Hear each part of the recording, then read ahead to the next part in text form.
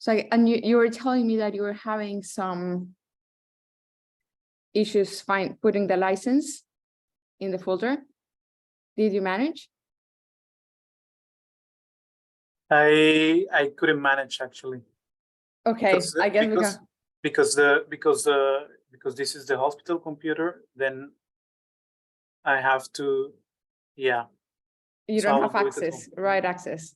No, because probably the folders are hidden, and even if I try to type it myself, it didn't work. Yeah, in my case. You're using Windows, right? Yeah. Try. Yeah. And did you check if you have permissions? Do you know how to check for that? No. So I'm gonna share my screen. Yeah. I have Mac though, so I don't know if it's the same. But let me just share my screen. Show my terminal. So if you're in your terminal, and I'm gonna just go to my documents. You just go to where, in this case, let's go to FreeSurfer, to FreeSurfer applications. No, wait one second.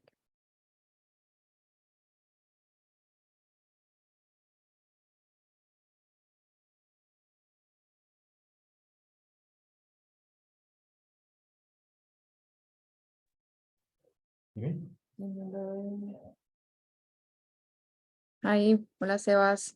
Hi Juan. So I'm gonna go into my FreeSurfer folder, which is here, FreeSurfer, city, FreeSurfer. And once you're in your FreeSurfer folder in terminal, you can type ls-l, and that will print something like this. It will print all your files that you have in that folder. These things that you see here, RWX, DRWX, all those things indicate the permissions that you have. And that applies for every single file and application in your computer. Okay. R means read, W means write, X means execute. So there's some folders, if I go back one level and I go back, so right now I'm seeing the files that are inside my FreeSurfer folder. Yeah. You know, they kind of, if I can go up one level and I type cd, the point slash, now I'm up one level. These are my applications folder. Yeah. And here I can see again the FreeSurfer. So if I type ls-l, I'll get the same.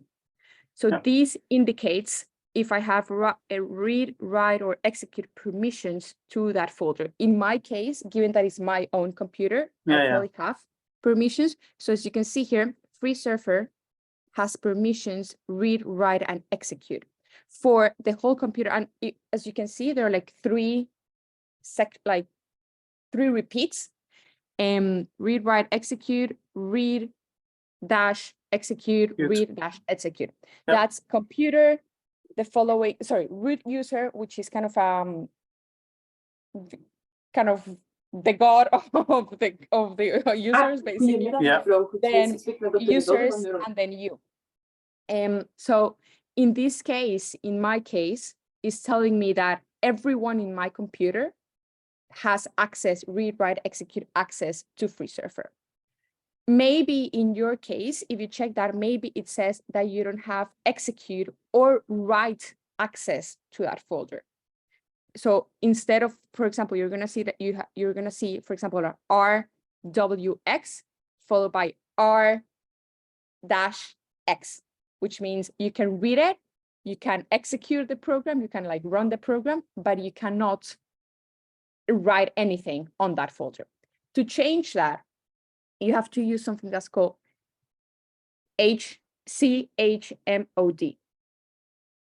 That's in Mac. I'm not sure. Check online. Check Google like chmod, like chmod in Windows. Follow, but what do you want to add? So for example, if I want, I'm just gonna go to a document, to a like normal file, so you can see what I mean. I'm gonna create a file just ignore this, make their test folder. So I just created this folder here. And as you can see, the folder was created. Test, where is it? Test folder here. So this is a new folder that I just created. So if I type again ls-l, that test folder will be like this. So I don't have write permissions in that folder, as you can see here from this dash here. To change that, you type chmod plus read, write, execute. There are more complex ways of doing this and more specific ways, and you can give permissions or take out permissions to different folders or files at different levels, but this is kind of the simplest way to do it. So you have this one followed by the folder, test folder, enter. And if I type ls-l again, you're gonna see that, sorry, no, it didn't work in that case. Staff, so it's chmod plus read, write, execute.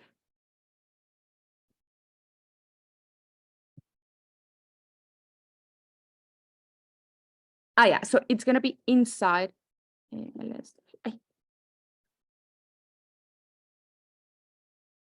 because this is my admin. Yeah, anyways, so it's something like that. It's because I'm in the applications folder. But if you type that, you can give your folder your permissions to access the folder. Now, to do that, you have to be either root, you have to kind of have permissions to change that, basically. Because in some computers, you're not allowed to change their permissions, especially when it's a hospital computer. Yeah. You need, in case you don't have permissions, for example, in this case, as you can see, sometimes it says root user admin. So it depends, that will tell you who has the permission to access that folder. If you don't have access to that, then you have to contact your IT department and ask them if they can give you right permissions or if they can add that file in the FreeSurfer, to the FreeSurfer folder, basically, if you don't have permissions.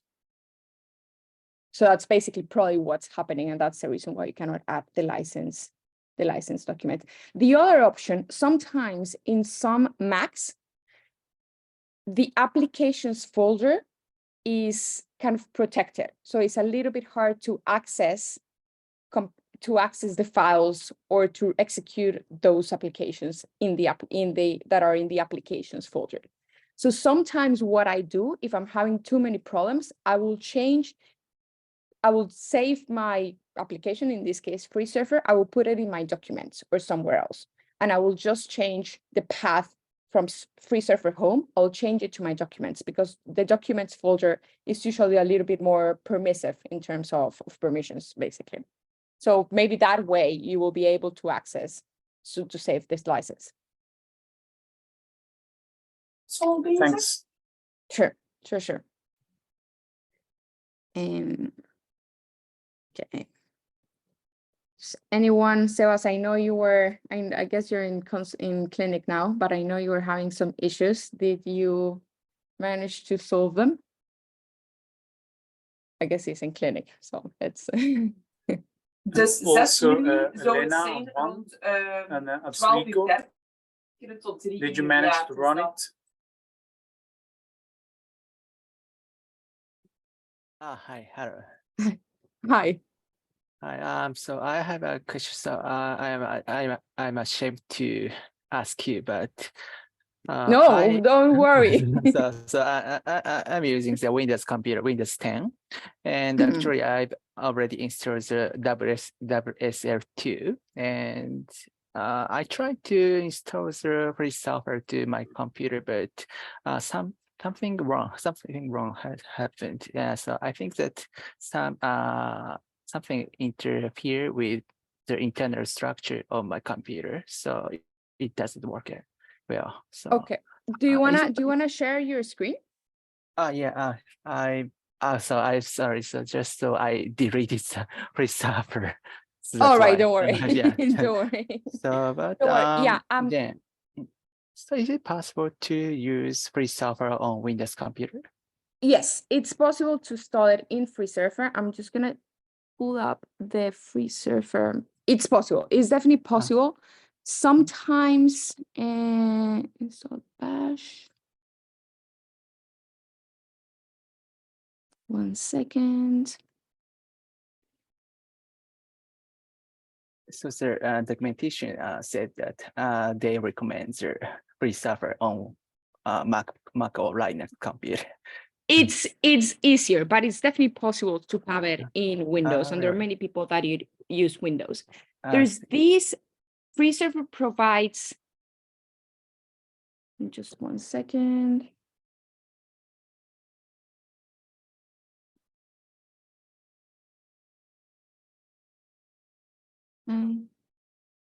Look, so I'm gonna send you this website.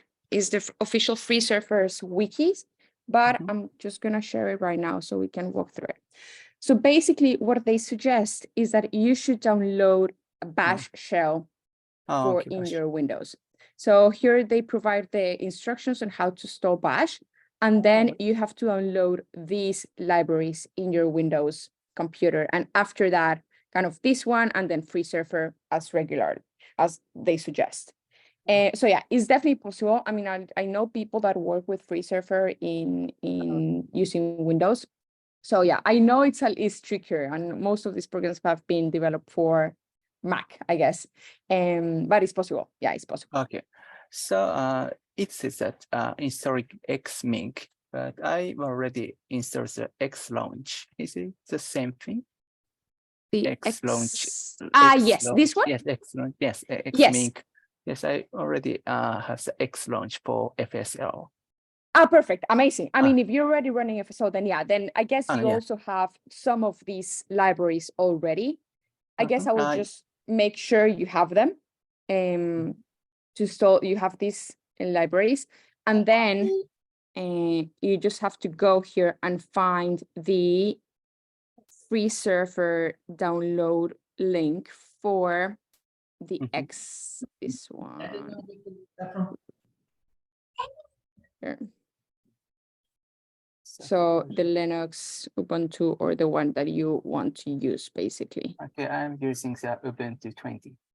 Perfect. So yeah, just go and click here and you install it once you have all the Alright. libraries that they. Okay, I try to Yes. reinstall after that. Thank you very much. So Sure, I'm gonna send you these on the chat, okay, thank you very much. so you can.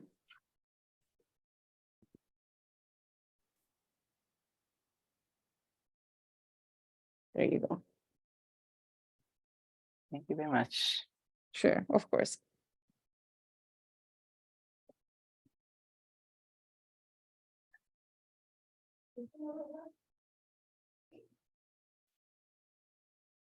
Hi, Angelica.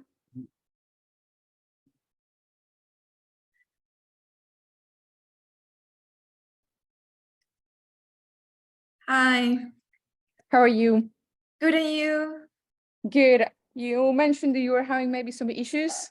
No, actually I got it. I mean, Amazing. there was a video. This video, there was this guy. His video sucks, but he goes through every single thing, and I mean, in a sense that he doesn't talk at all, but like if you follow through, because I have Windows and they have a video for Mac. So if you follow through all the steps, it's like super useful or helpful rather. And it also has a link with, if you're a Windows user, it has a Google link or a link to a Google document that you can download, and basically you can just follow step by step. Follow the steps. Yeah, it's really helpful. Oh, you found it. Yeah, that's it. Perfect. Yeah. Thank you very much for sharing that. That's really useful. I know, especially the installation is sometimes the trickiest part to just get through. Yeah, Right. but you manage. The issue is if you don't download the right what is it, the right terminal, it will give you an issue. Like there is let me see.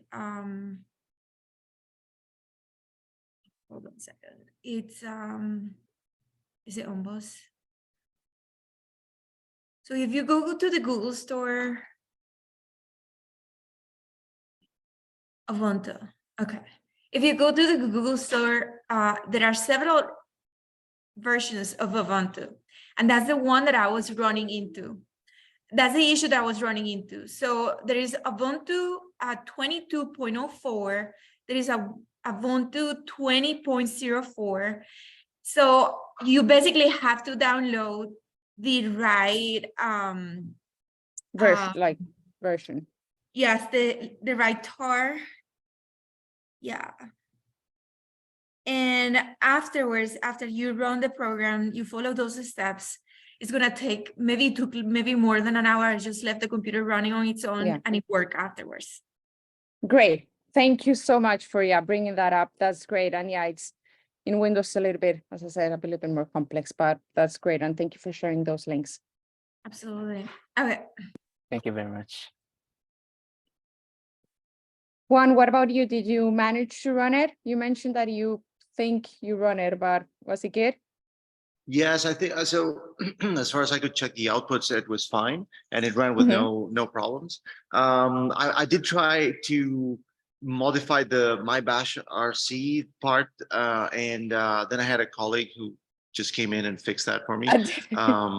Yeah, but I couldn't make changes, and I usually don't like to mess up with those files, because then the computer won't start again.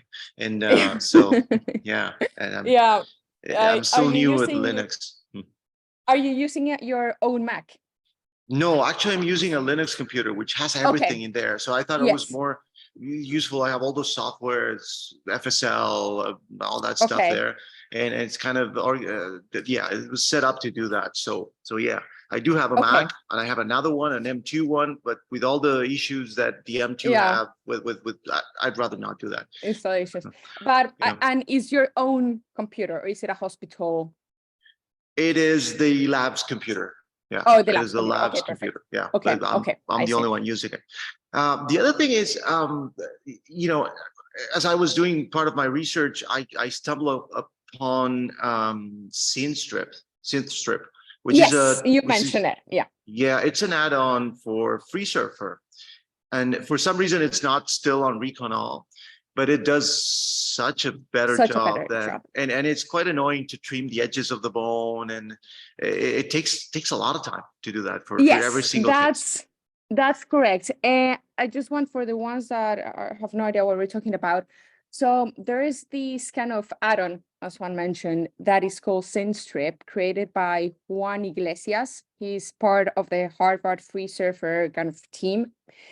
And is basically a better skull stripping software package that allows you to better skull strip the brain. If you manage to run FreeSurfer Recon All, and if you open the image as I showed in my tutorial, you're going to see there's a lot of skull in some areas, which is really annoying when basically if you need the image output. And if it's affecting the volumes and the thicknesses.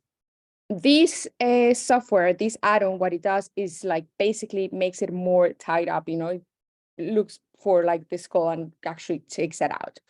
You can use that in case you basically, if the output of Recon All is not what you want or what you need, basically if having the skull is actually affecting either. And this is the things that it can affect your metrics, the measurements, the cortex. If you open the image and you see that the cortex is including the skull, then that's clearly wrong. So you need to correct for it or use this add-on. The other thing that could be impact or where the skull has an effect is when you try to register or when you try to normalize your output to MNI space or to register with other subjects. The reason for that is that the registration to MNI space, as you know or may not know, MNI space is a kind of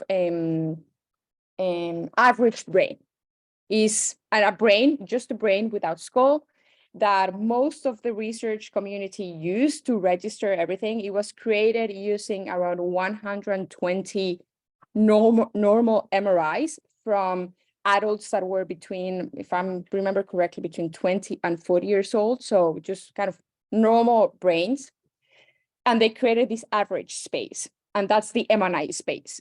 When you're doing group analysis, you need to have all the brains in the single space, because the way I imagine it is, if you have two brains and you want to know if there's significant difference between some areas, you need to have kind of each gyri basically behind each other.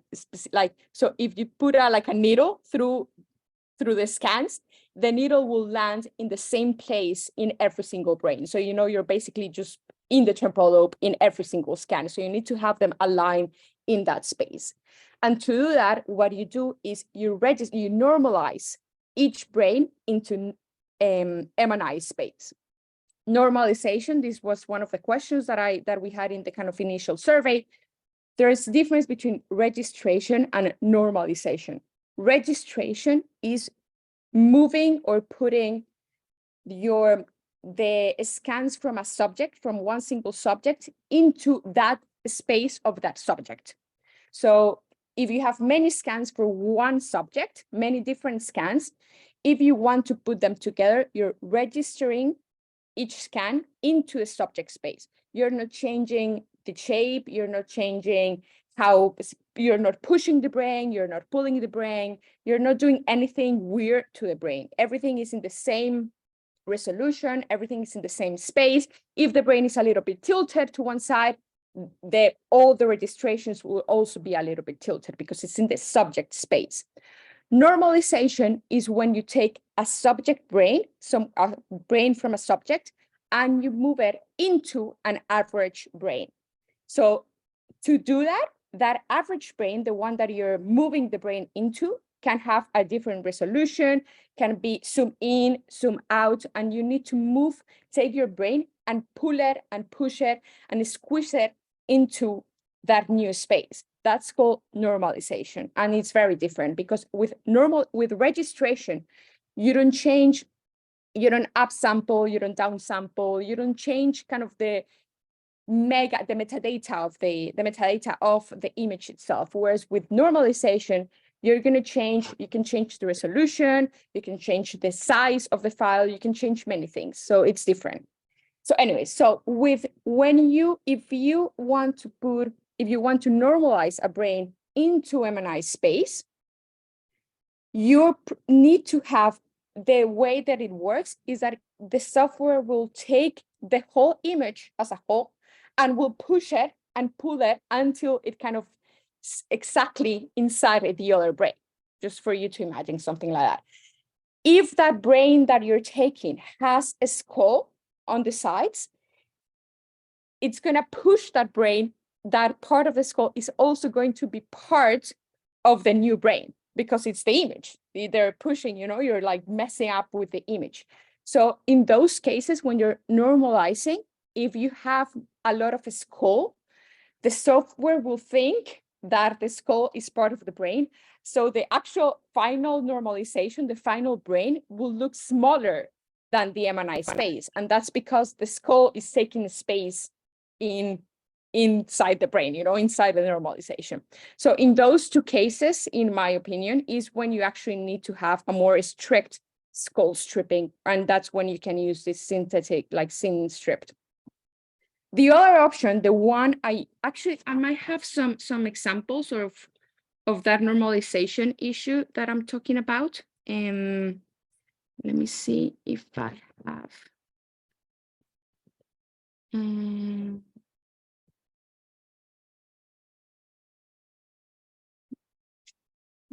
This one might work.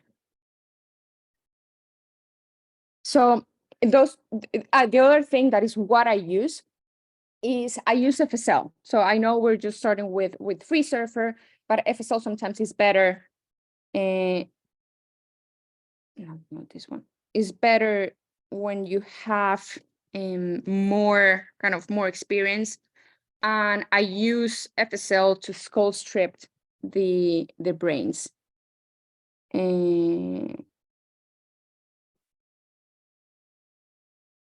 Which is also quite time consuming. Yes, yes, I was, that's yeah, I was that's happy correct. with FreeSurfer, but I don't know Yes. what you think. I have a colleague that works with enhanced MRIs, and he says doesn't work. Okay. Yeah, so I don't know if you, when you've tried it, what was your experience with it? With It does save you Synstrip. time with SynStrip. Yeah, it does save some time though. Yes, I've used it a couple of times. The problem is that right now, most of my pipelines is just running FSL or FreeSurfer, so I don't mess with it. So it's already running in FSL and I prefer not to touch it. But I've used it a couple of times. It definitely saves some time and it uses the FreeSurfer output. And so it's a little bit better because you don't have to move things around and you don't have to you're gonna see probably these next week, and we're probably gonna talk a little bit about these, but one recommendation that I give you now is all these softwares are useful for different, most of them do very similar, very, very similar things, but some softwares have different options basically. So you need to decide what you want to obtain from your images and decide which software is the best and try to do everything within that software. Because moving from software to software, it's sometimes a little bit tricky. Some softwares, for example, will use the S form as we were talking the other time, which is a little becomes the S form, the Q form, the orientations. So if you think you're gonna need kind of FSL or SPM or something like that, and you don't care that much about FreeSurfer output, then you can do everything on FSL or SPM. But if you want the FreeSurfer output, if you just want cortical VMM, SPM analysis, if that's what you're looking for, longitudinal analysis, group analysis of a structural MRI or functional MRI or PET scan, whatever, then you can stay with FreeSurfer and use Synstrip. That will save you time. And you will kind of make sure that you're not messing around with the images by using different softwares here and there and then bringing everything back. And yeah, so yeah, but it definitely saves time. Let me see if I Thank you. have that. Thanks. Yeah, sure. And by the way, there are no stupid questions. I know this is at the beginning it's complex. I had to learn all these by myself a couple of years ago, and it takes time. And even today, sometimes I'm like, today nothing is running. Like I don't know what's going on today, but nothing is running. So please feel free to ask. There are no silly questions. Even I want to take some time because I think a lot of people had problems with setting the paths.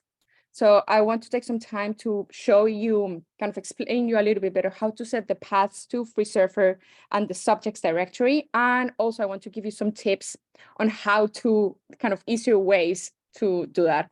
But yeah, so just feel free to ask while the rest of the people join. Also, if we have time, I want to talk a little bit about the output, the actual numbers, how to see those files, and the group analysis. So how to run a simple group analysis. This is a whole new kind of tutorial, but I want to touch a little bit on like group analysis and what you need to have and how it works and all that stuff. So yeah, just feel free to ask whatever you need to ask while the rest of the people join. And in the meanwhile, let's see if I find this.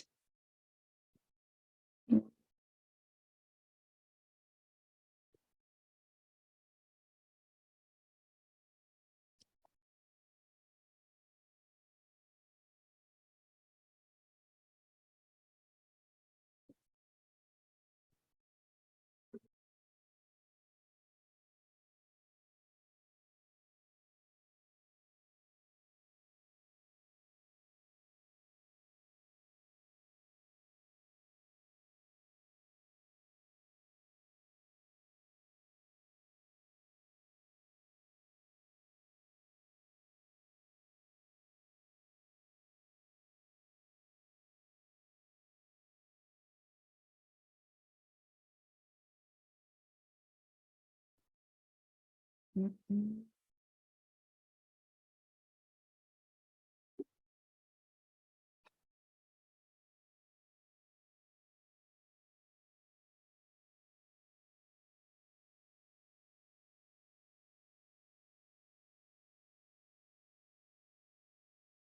Hello to to the recently arrived people. How are you? Could everybody make it? Could everybody run everything smoothly? Or did somebody have any issues that you would like to comment here?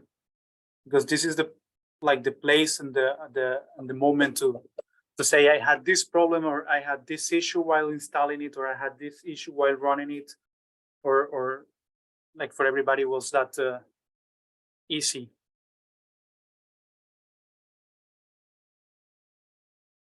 Would it be okay to bring up an issue if Of course. post-processing? Yes, go for it. So I was able to install and run Reconol, and I noticed that the output, just looking at the T1, maybe I can share my screen, Sure, it go has for it. flipped Ah, direction. yes. I don't know. Yeah. Yeah. So that's a common, so that happens sometimes. So did you check your original input? No, but I can. Yeah, try to check your input image. Sorry, Ezequiel, I had the same problem. But I think you're looking at the MGZ file in FSL.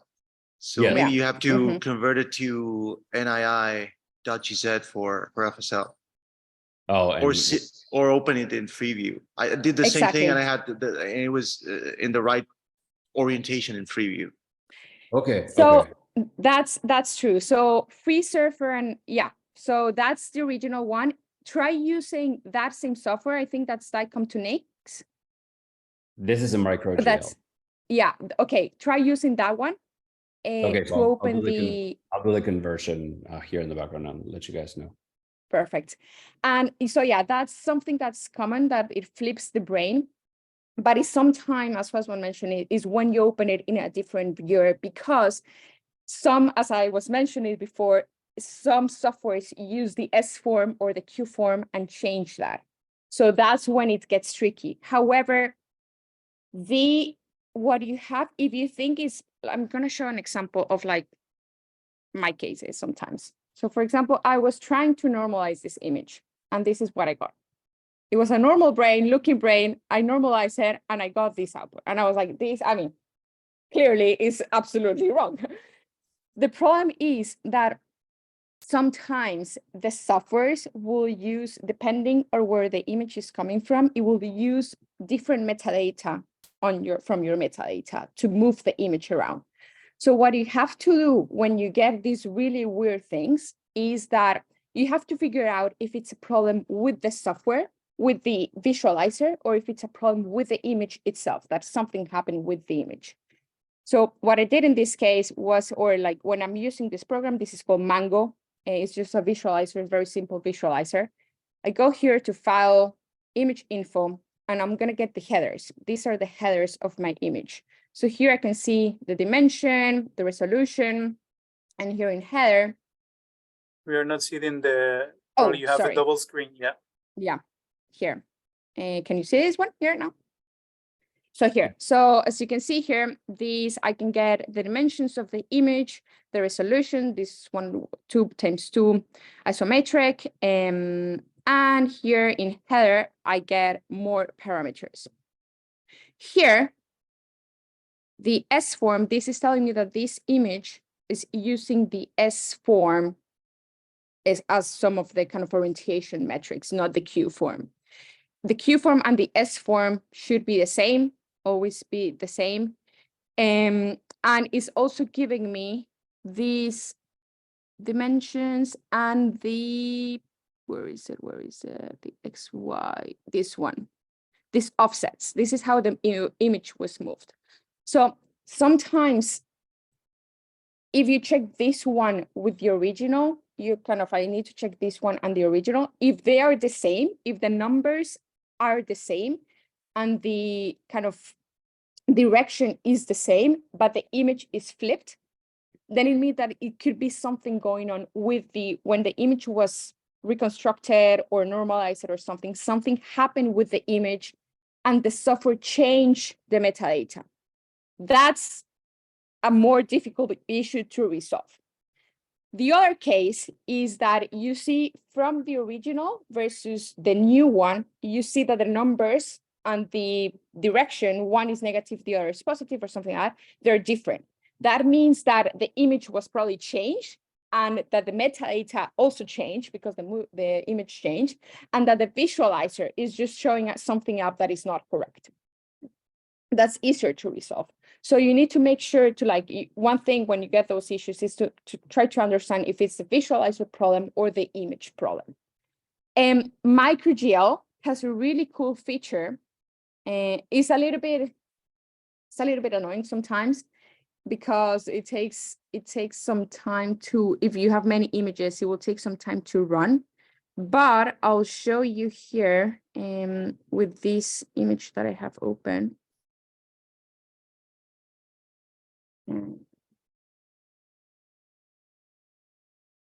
Show MicroGL. Just don't know if I have it in this computer.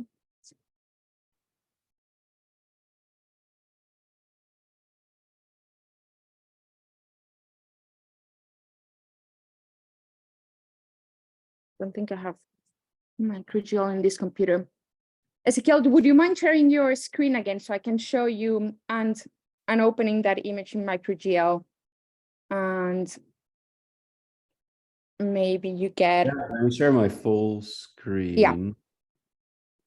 That I don't have the software in this computer. And this is the image now on MicroGL. So yeah, like Juan said. Perfect. Yeah, it was just part of the visualizer. So if you go to edit, I believe.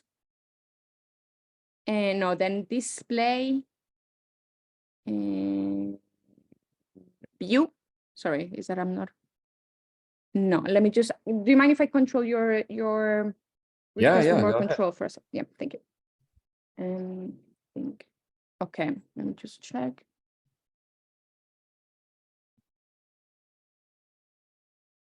Oh, sorry, Carolina. Did you say that DICOM techniques will work converting MGZ to Nifty? I think it does. I think it does. Great, that's handy. I think it does. But if not, using FreeSurfer is really easy. I can show you in a sec how to do it. I don't know if you've done it before. Was that the MRI convert function that, yes, that you mentioned exactly. in the lecture? Yeah. Okay, thank you. It's quite easy. This here. Yeah.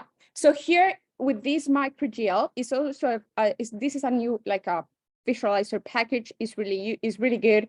You can use it to convert DICOMs to Nifty. Is really useful. Here in tools you can do rotation. And the cool thing is that sometimes if you want to rotate an image and you don't know, given that it's just so many kind of fields of view, you don't know if it's the y-axis, the x-axis, if you want to flip it upside down or back and forth, it's just a mess. So here with this software, it tells you like, okay, which one is pointing to the right? So you need to tell them, okay, this is the right and this is the left, this is up, this is down. And at the end, it's like, okay, got it. I'm just going to change the image and move it around and it will give you the output. So it's really cool.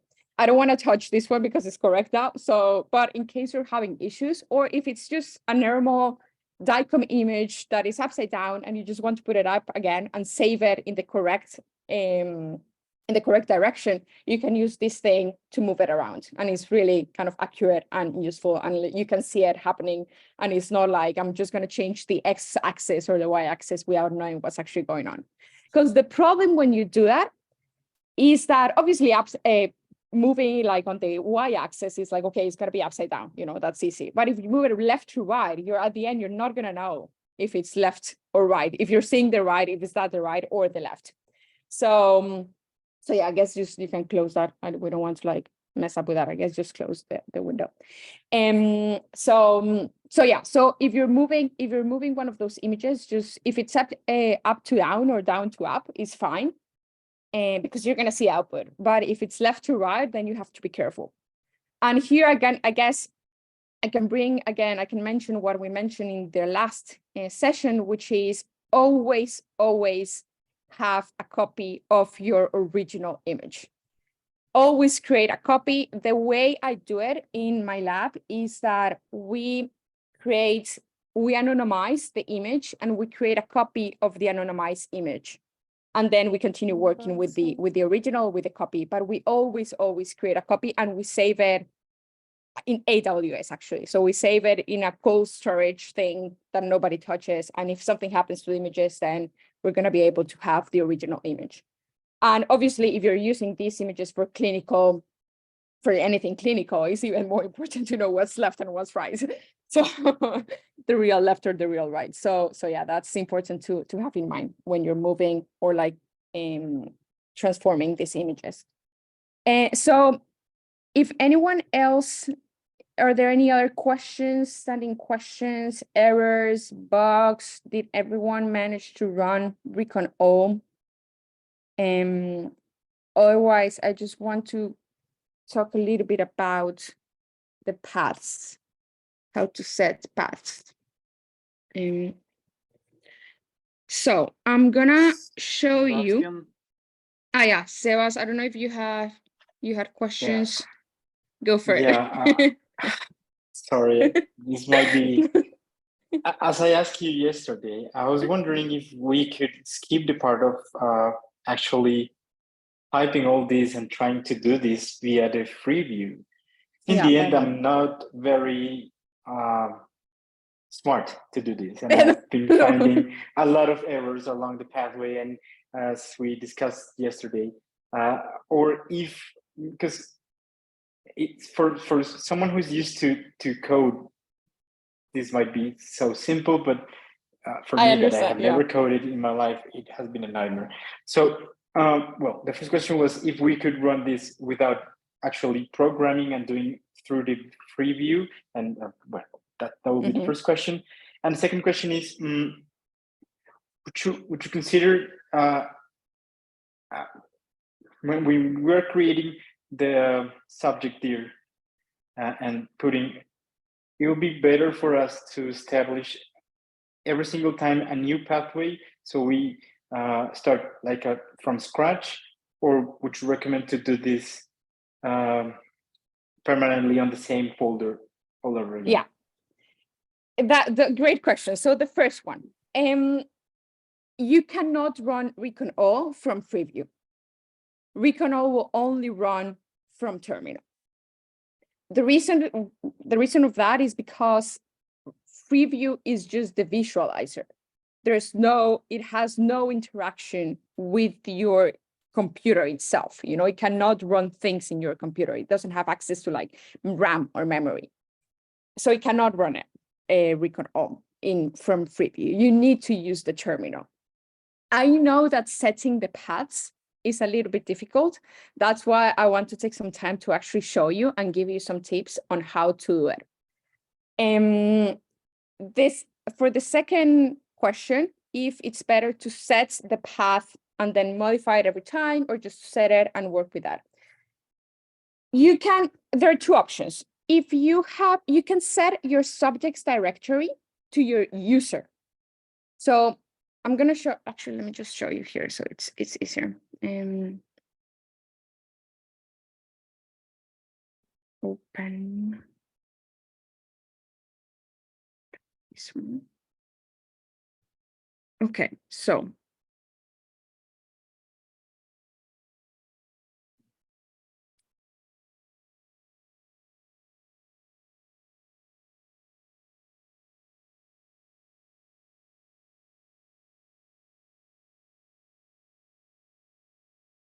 just going to share my whole screen.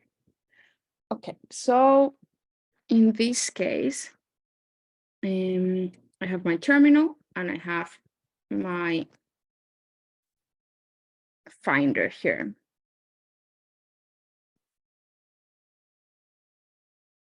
And I have my terminal.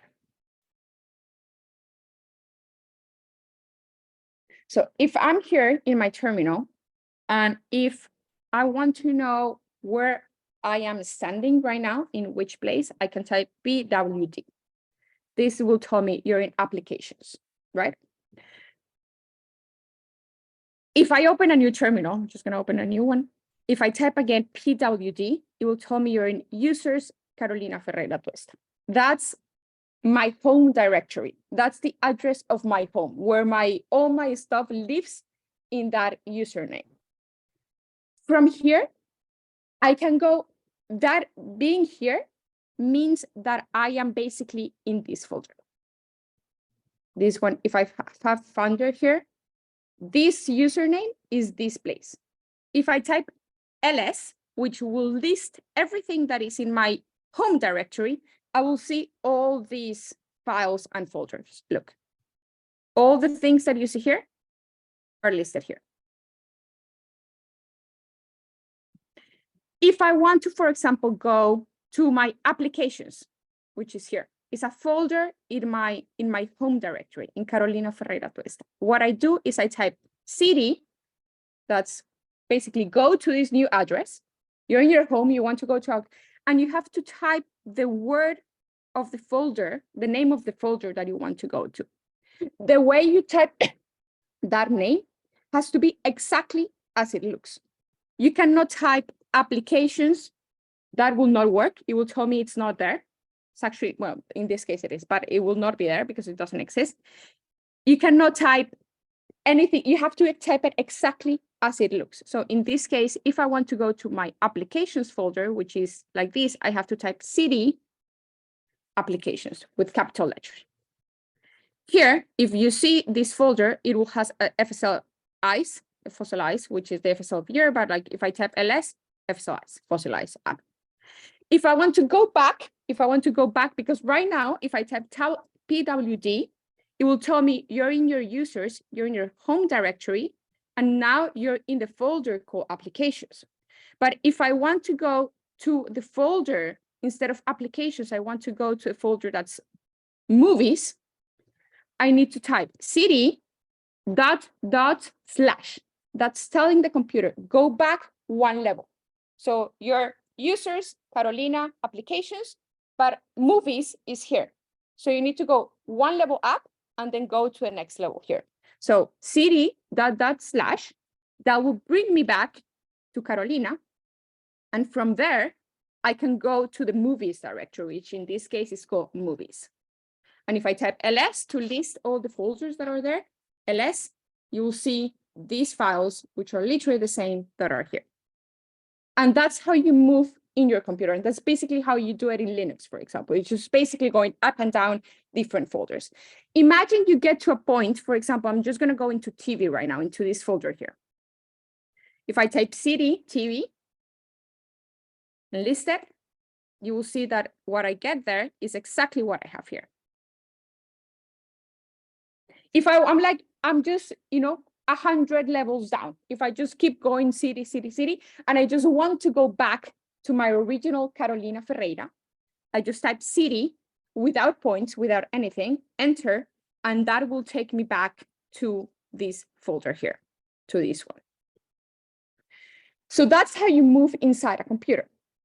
When I was telling you that you need to tell your computer where your FreeSurfer is and where your subjects are, this is basically what you need to do.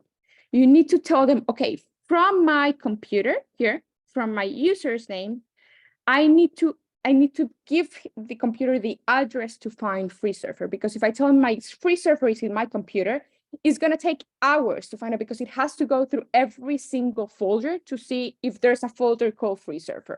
That will take hours. That's why it crashes. It says like, no, I'm not going to do that. That would use all the memory, all the RAM that I have available. We cannot do that. Just give me the correct address. In this case, the correct address is, let me just ignore what I'm typing here. I just forget. Yeah. So in this case, the correct address will be applications. Then one sec. So it's not going to be in my thing. One second. Yeah. So in my case, my FreeSurfer is a little bit higher up. It's in a different folder, but it's also called applications. So I just went a little bit levels up. So I was in Carolina. I just went 2 levels up. As you can see here, I went 2 levels up from Carolina. So it's a little bit higher. It's in a different folder. And from here, if I type applications, cd applications, and list what I have in applications, you're going to see that I have FreeSurfer. So I need to tell my computer that in order to find FreeSurfer, it has to go to that level, find a folder that's called applications, and then find a folder that's called FreeSurfer. If I open my bash RC,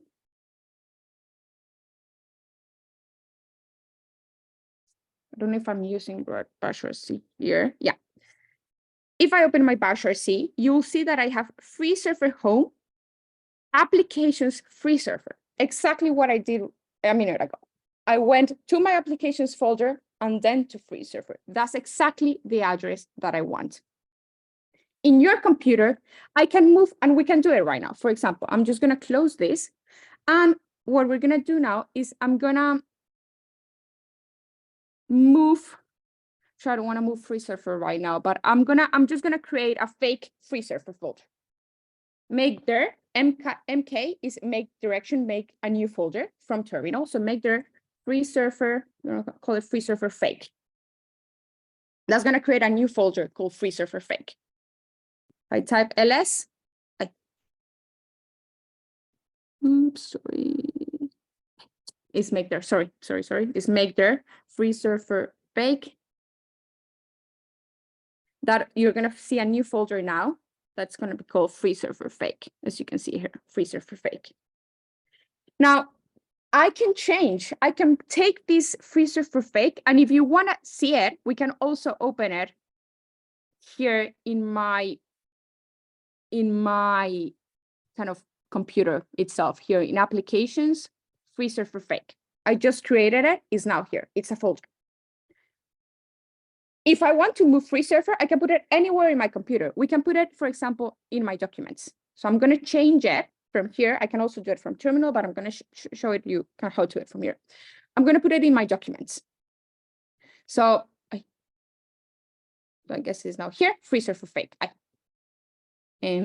So now I have a FreeSurfer fake in my documents. Imagine this is the FreeSurfer folder.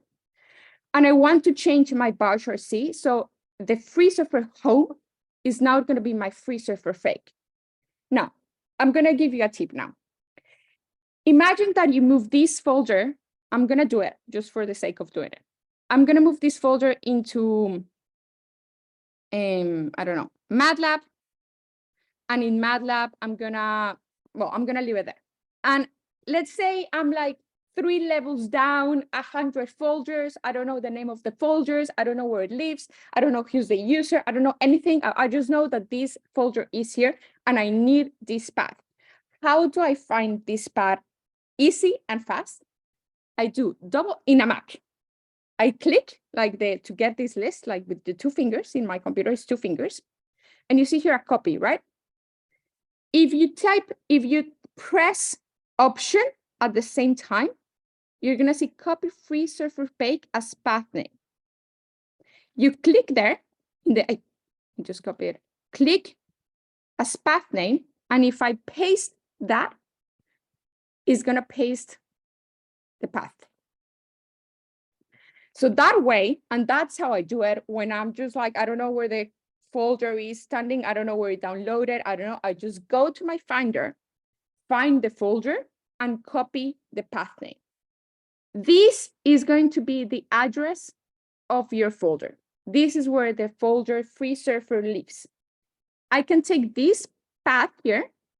I'm going to copy it. I just press Command copy, and I'm going to use it to modify my bash RC. So this is my bash RC. As you can see here, this is the bash RC. This is the bash RC.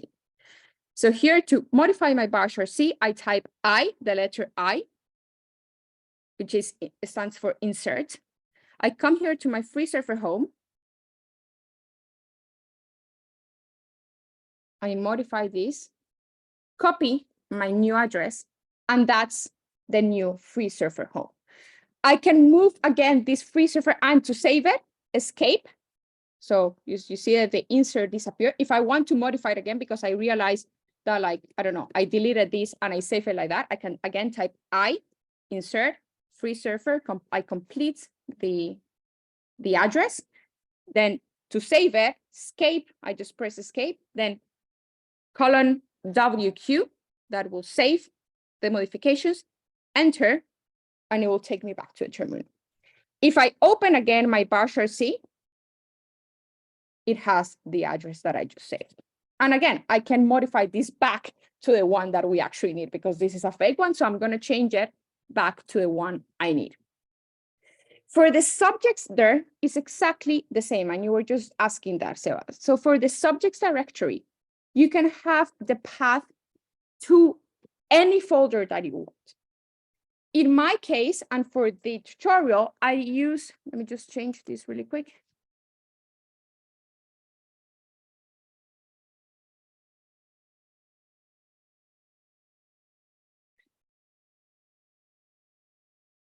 So in my case, okay, the one I selected was this folder here, because that's where I have the kind of tutorial data. But sometimes what I do is I only keep, if I don't know where I'm going to save the subjects, either many subjects around, whatever, I just go and leave it up to either my documents or even my home directory. So I come here and I leave it until here or until here, because I don't know where I'm going to put the T1s eventually. So I just kind of basically give the address to a high level, and then during the recon all, I will add the kind of the next part of the path. I will complete the path. The important thing is that when you're running recon all, what you put inside the I, the kind of the dash I, the input basically needs to indicate a nifty or a DICOM. That's the last thing you can add.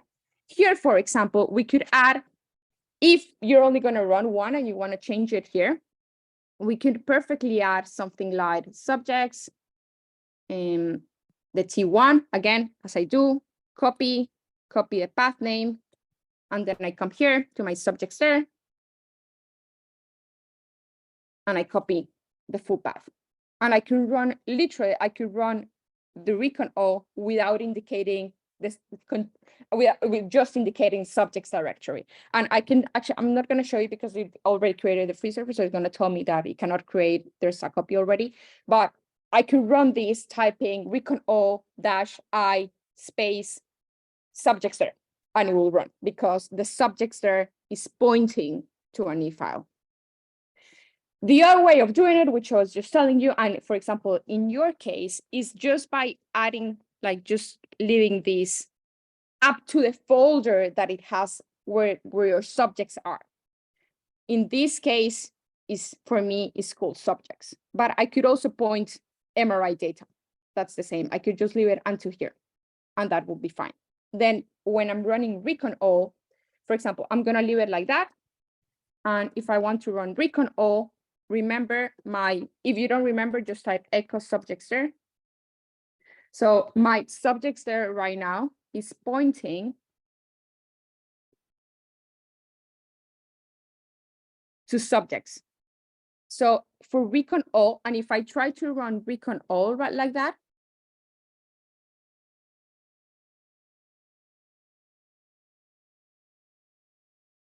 if I try to run it just like that, the S, which is going to be fake output, whatever, just a name for the folder output.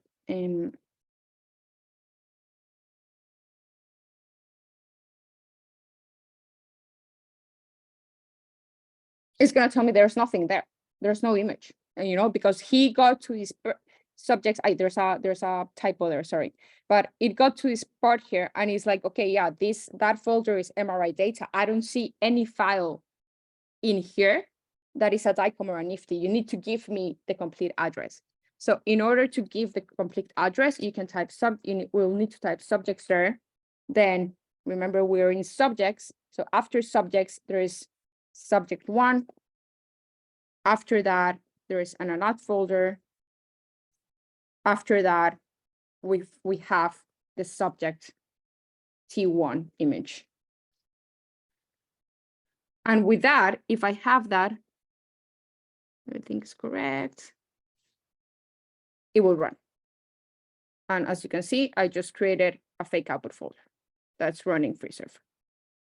I'm going to stop that. So you can, to answer your question, you can set that subjects there path to any path you want. You can leave it in the top level. You can leave it just in documents. And once you're running your subjects, you just have to complete the path to where the NIF file is. You can also just leave it in Carolina Ferreira or Sebastian computer. And then you will continue the path, like telling FreeSurfer, okay, I know this is your home, this is where you're standing, but we need to go 3 levels to find the NIF file. And you just have to type that in your computer. So it depends on you. In my case, as I was saying, I have it kind of on an upper level. And every time I run it, and I use, this is kind of a little bit more complex, but I use something that's called a loop. That basically what it's saying, it tells the computer for every nifty file that you find in this folder, run recon all. Which are really useful because you just run the loop and it will go through every folder trying to find every kind of nifty file that is a T1, and it will run recon all on that T1. We can, a different session or another day, we can talk a little how to build these loops because they're really useful, especially when you have a lot of data. But yeah, that's how I do it. My suggestion, if you're just starting to use this, just get comfortable with having a folder with your subjects and setting your bash RC to that kind of main folder with your data. And once you have that, once you know what's happening, you can change it. Now, this is a kind of another tip. Sometimes, I think I mentioned this in the tutorial, but sometimes, for example, someone sends you a T1 and tells you, please run the recon all in this subject, and you don't want to mess with your bash RC, or you just want to like run, basically change the subjects directory for that single subject and just run it again. So what you can do in those cases is, I'm just gonna clear this. So you're in your computer, someone send you a T1 and is in your, I don't know, downloads or desktop or whatever. What you do is you can change the subjects there for that session just by doing subjects there and assigning the new path. So if I do subjects there here, as you can see, no $, and I'm not in my bash RC, I'm in bash, I'm in regular bash. I type subjects there and I change this, for example, to, let's say, users, Carolina Ferreira, or my username, basically, Ferreira-Atuesta, which is my name, my computer's name, and then desktop. That's going to be my new subjects directory for this individual single session. I type enter. And if I do echo subjects there, remember that in my bash RC, my subjects directory is this path, right? These subjects. But now that I change it just in this session, not in my bash RC, if I echo subjects there, it's gonna give me desktop. So I can run, for example, if I had a new T1 in my desktop that I just want to run for this session, I could change my subjects directory only for this session directly in terminal. If I close this and I open a new terminal and I type echo subjects there,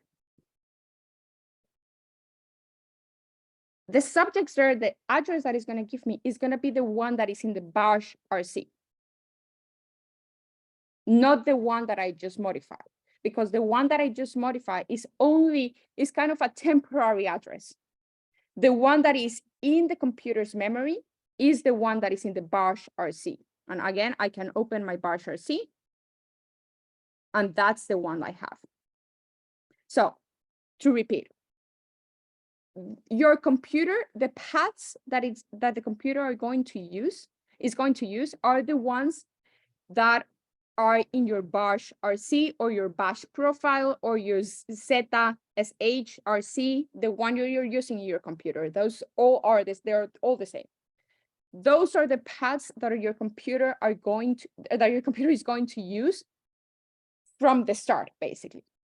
If you have a particular case and you want to run a recon all and you just want to modify your FreeSurfer home or your subjects directory for that particular session, you can do it inside terminal without accessing your bash RC, just by basically giving it a new temporary address. And the way you do it is just using the same name, subjects there. Again, new path, and that will change the path during that session, only that session. If you close it, it will go back to your bash RC. If that's sometimes what I do, for example, if I'm running something in a new computer, or if I just got a new image from someone else and I'm in a different computer and I don't want to mess up the bash RC or something like that, or it's just tricky to work with, I will just change my paths directly in my terminal, because I know that as soon as I close my terminal, that path, the temporary path, will go away and it will keep the one that is in your bash RC. So yeah, that's basically a different way of doing it. Yeah, I don't know if that answers your question. Yeah, perfectly. Just another quick question before we move. When you are on the VI characters bash RC and you're trying to insert and modify your route, how do you save it? Because yeah, it seems like I haven't been able to use the commands that you use and the escape WP or something like that. I don't know why it is. So are you using bash RC or is ZSH? No, bash RC. Bash RC. Yeah. It should work with, if you type escape, you get a free space here at the bottom. Yes. Now type dos puntos, colon, WQ, and that should save. That doesn't work? No, you're muted. Now I was trying to write down escape plus. No. That's why it wasn't working. Yeah. I mean, perfect. Okay. No, it's the key escape. Yeah. I think Robert had a comment, a question. Yeah.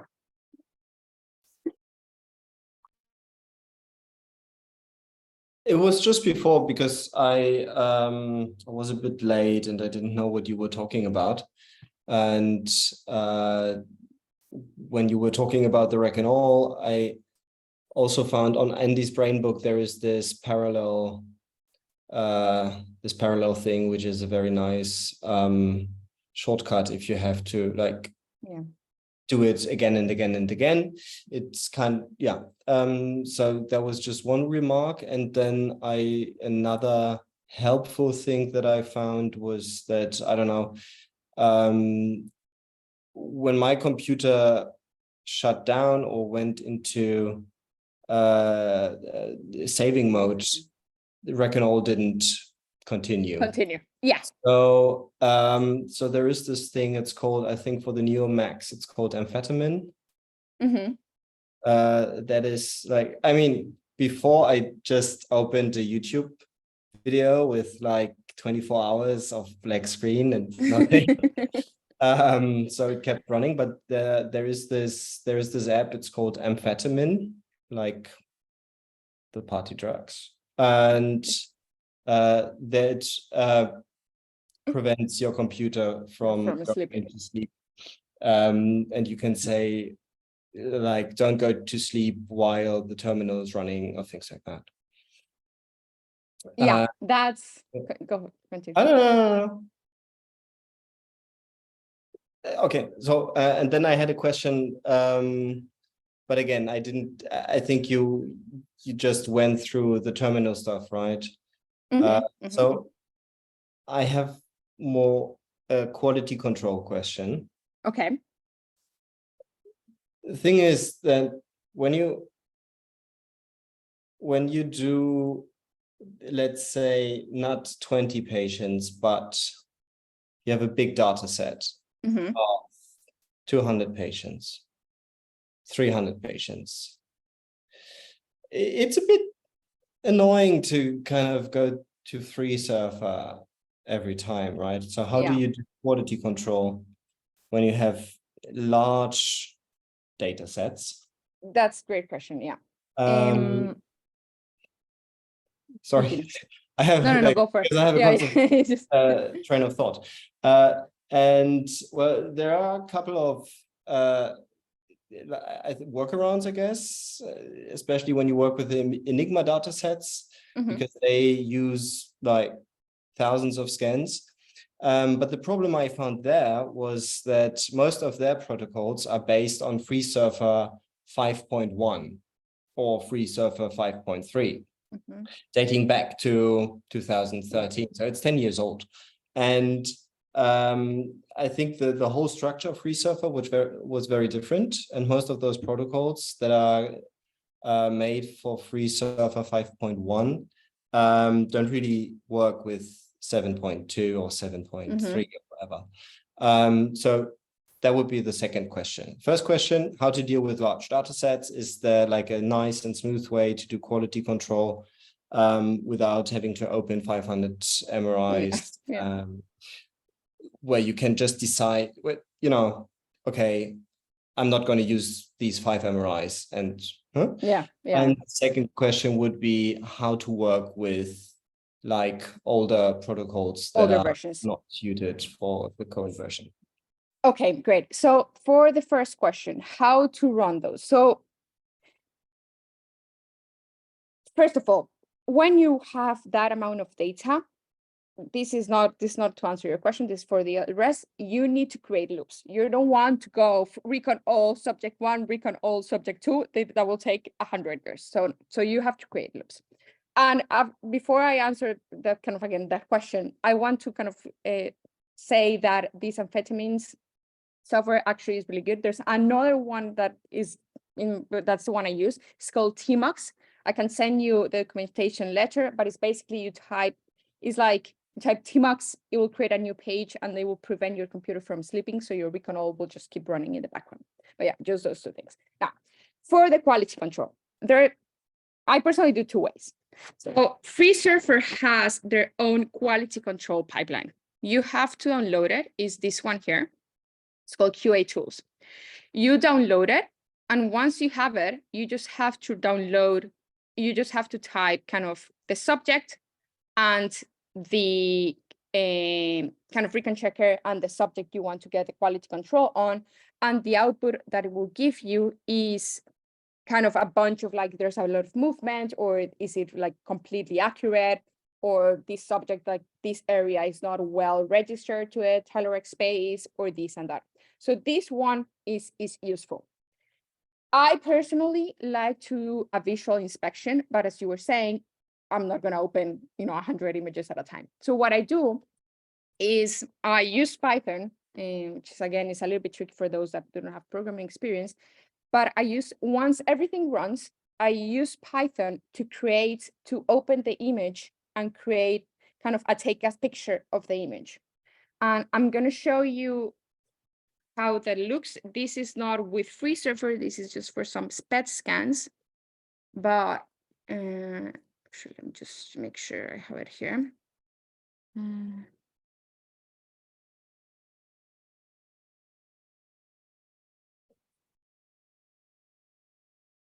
So I create.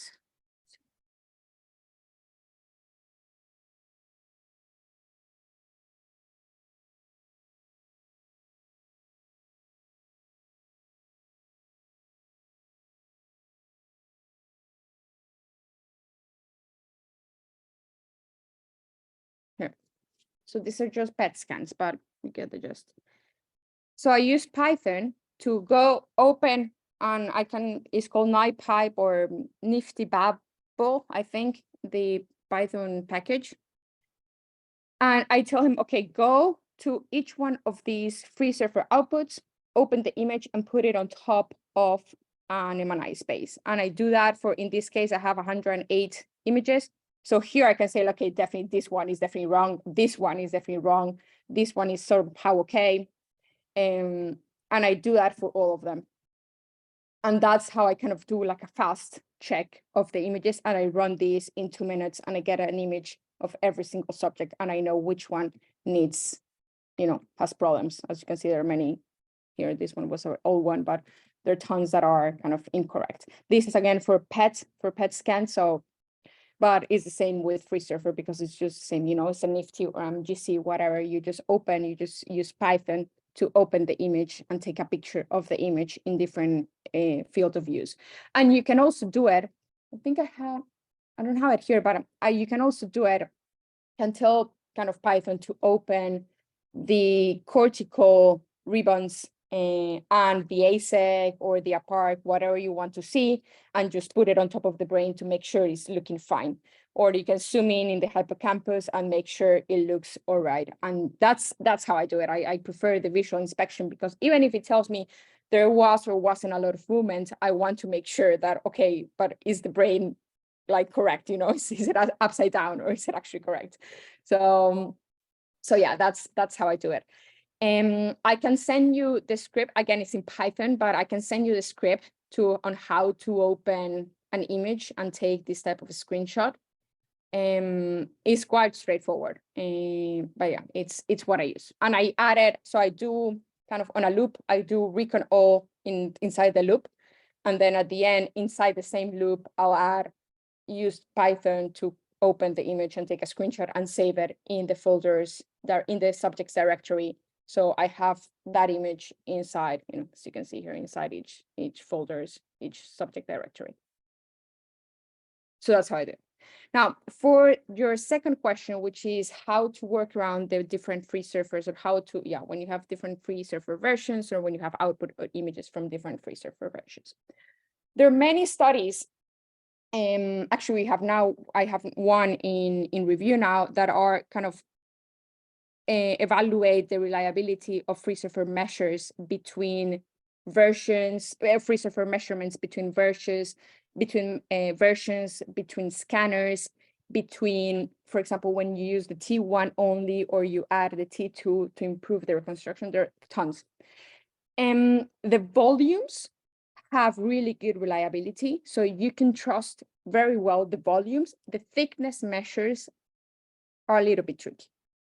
For thickness, you should, especially when you're using longitudinal analysis, because you don't know if the change that you're seeing in the longitudinal output is a real change or is it just a systematic bias from the different version or the different time points.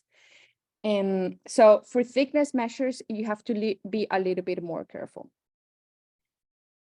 I mean, there's no way around it. My suggestion is just if you're going to use output from an older version, just try to do the rest of your analysis using that version.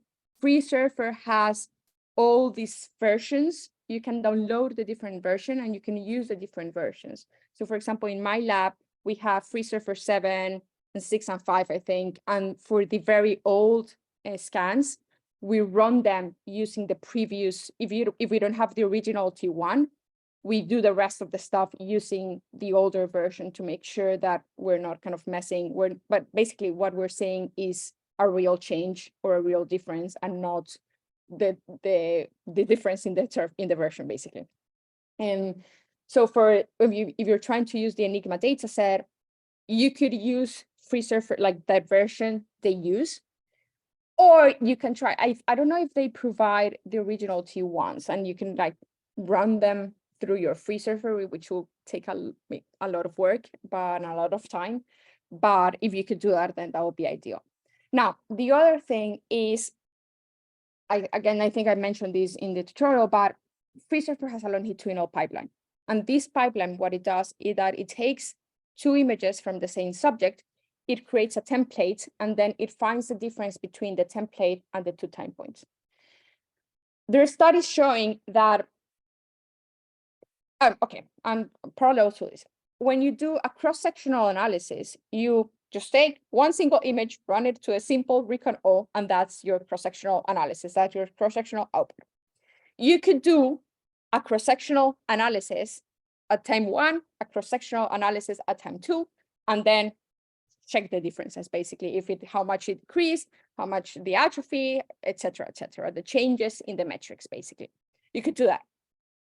The longitudinal pipeline has shown to have more reliability and be more sensitive and more specific as well to the changes. So you could use the longitudinal pipeline for a cross-sectional analysis. And that could be useful when you're working with a different version. So just to put it like into an example, if you have a cross-sectional output, like our FreeSurfer output from a time point, 5 years ago that use FreeSurfer version 5, for example, and you have a new MRI for that same subject that you run in FreeSurfer version 7, you could use the longitudinal pipeline, the Recon-all longitudinal pipeline, with those two outputs to obtain a template. And then the new metrics will depend on that template, and they're going to be more reliable.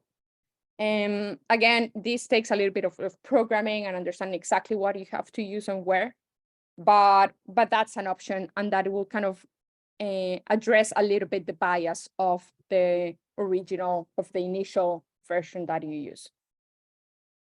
I don't know if that answers your question.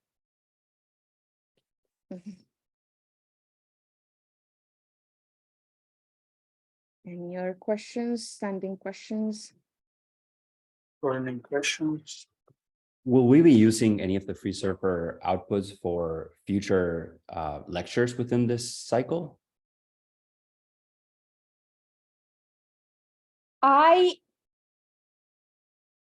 No. No, like No. maybe the No. I mean, the idea was that like you could have exactly an idea of how to use it if you didn't have experience, and then from here on you can like navigate the tutorials, because actually we hope to show something different next week, and then we're going to start with the things that might be more useful from the clinical standpoint, which is the focal cortical dysplasia detection, and then the PET and the SPECT, and that will be it. But I mean, the idea was like to have some background in running the, for example, in this case, FreeSurfer, and then you can like have the basic elements, so you can go and then run probably by yourself. Of course, you will need a lot of help, and you will need a lot of Googling and a lot of Stack Overflow, or a lot of tutorials to keep doing it. But I mean, at least now you know that for the people who didn't know, that there is something that's called a bash, that you use it for like installing the program, and then you need it to run the pipelines in your terminal. I mean, And I just want to show you one extra thing here, how the actual output, because I don't know if you had a chance to open the output itself, all the measurements that you get.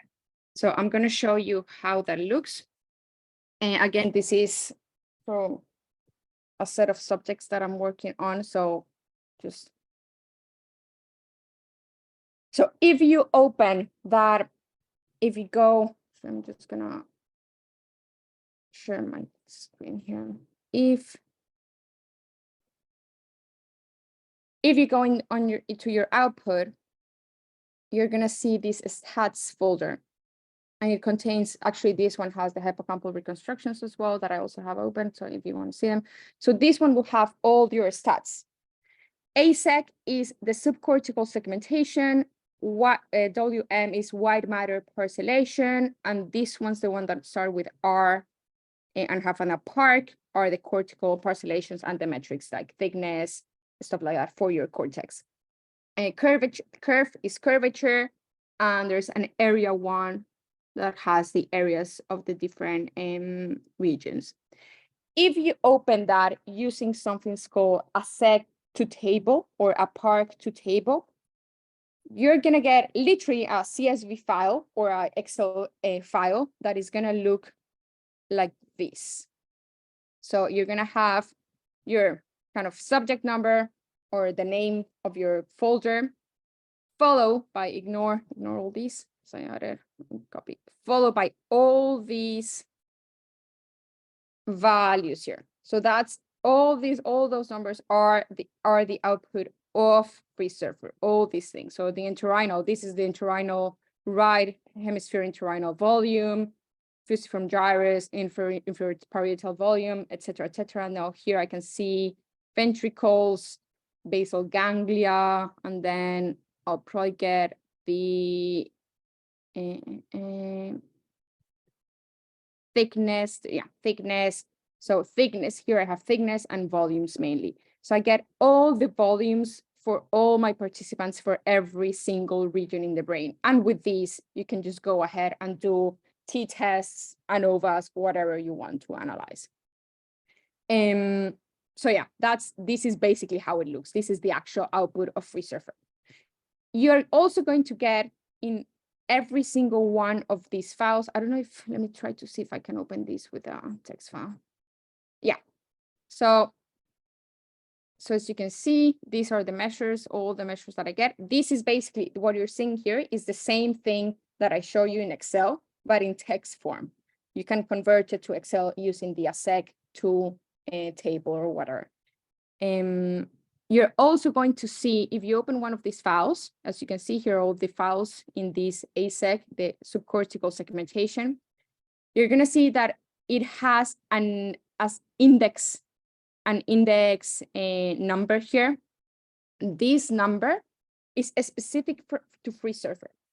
So in some cases, maybe you've read some papers that say the areas that we selected are FreeSurfer coordinates 110, 50, 10, and 4. They refer to these numbers.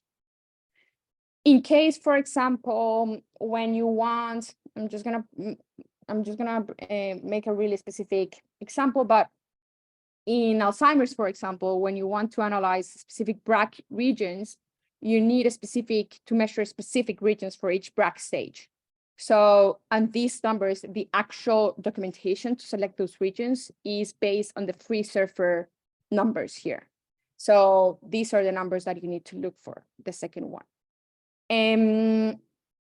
So yeah, this is basically kind of, I guess I can open, I'm gonna open this one.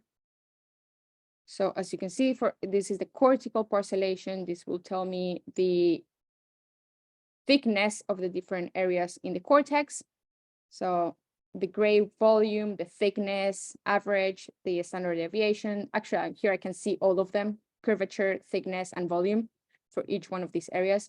So yeah, you get them all basically. Yeah, and the thing I wanted to mention is most of these files will have a region. I don't know if it's in this one.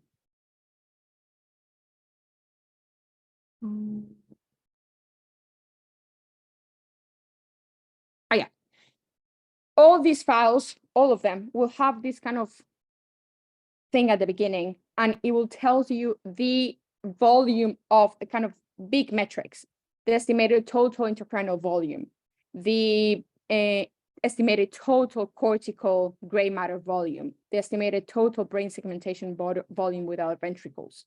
So, and some of these measures are, if you're writing kind of neuroimaging papers, you will need those metrics for kind of the main table 1 table. And also, if you're working with PET scans, you'll need to correct for intracranial volume. So you probably will need this value here. Again, this text file that you're seeing, you can convert it to Excel or CSV file, and you will obtain a normal Excel spreadsheet that will have those values. So if I go here to the end, I'll see supratentorial volume that doesn't include ventricles, estimated total intracranial volume, etc., etc. There's also, in the white matter, you can also going to get a count on the volume of white matter hyperintensities, in case kind of you're working with that. And yeah, I mean, tons of metrics that might be useful for your analysis. I think we don't have more time today, and I just want to show you one quick image in preview. I don't know if I have it here. Let me just open it. It's a hippocampal segmentation to show you how it looks. So it took me, yeah, let's say 1 hour 30, 1 hour. And as you can see here, I'm just gonna open this one. It's quite pretty. So you can also do that with your subjects. It will segment your amygdala and your hippocampus. I realized that the new FreeSurfer version, the command is different to the one I show you in the tutorial. So just, I can send you a new command and I can put all these commands in a file and send them to you. But it's quite pretty. And again, you obtain from this segmentation. And if you like stand on this kind of in each color, you're going to see the area that I'm, where you're standing. So just kind of to make sure that you're in the CA or subiculum or whatever. This is the CA head, CA1 head, sorry, and the subiculum, the pressubiculum, etc. And in the stats folder, once you run that, you're also going to get stats for that area. So for example, hippocampal subfields, you can open it and it will give you the volume for each one of the subfields of your hippocampus. So yeah, that's kind of the hippocampal subfield analysis output. And for the group analysis, I guess maybe if you are interested in that, we can find another date and we can talk about that, or I can help you with any other question or analysis that you're interested in doing.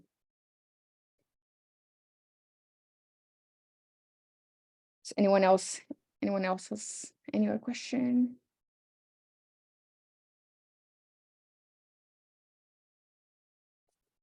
Okay. Thank you very much, Carolina. Of course. Thank you very My much. pleasure. My pleasure. And again, just feel free if you have problems in the future, and feel free to email me. I'm happy to help. And you can or text me in Slack. I think I help a couple of people through Slack in these past few days. So, and if you're having problems, I'm also happy to like jump on Zoom and try to debug with you. I know this is very cool, and believe me, once you start using FreeSurfer for your research or even your clinical, just to have some volumetrics or thickness measures, it's really cool to actually get numbers out of your scans and compare them longitudinally. So it's very cool. So yeah, it's at the beginning it's a little bit tricky and sometimes it's frustrating, but once you get used to it, it's just very cool to use. And the good thing is that you're now going to, every time you read papers that use FreeSurfer, you know what's doing, you know what's actually getting out of it, you know that the thickness is different than to the volume. And yeah, it's cool to know and cool to, like, if you want to replicate studies, you can do it. Probably the struggles they had in the beginning as well. Exactly. Exactly. And also how to handle with care the results of these studies. Exactly. Also pretty That you important. know that it has problems, and, Yeah. and sometimes that's like when I'm reviewing papers that use FreeSurfer, for example, I always kind of ask, like, did you do any manual? You should mention if you do any manual reconstructions and to what, because sometimes the output is just, if you don't even visualize your output, how you know that the cortex is not including your skull and it's just like something very thick. So yeah, so that's important to have in mind when you're reading papers.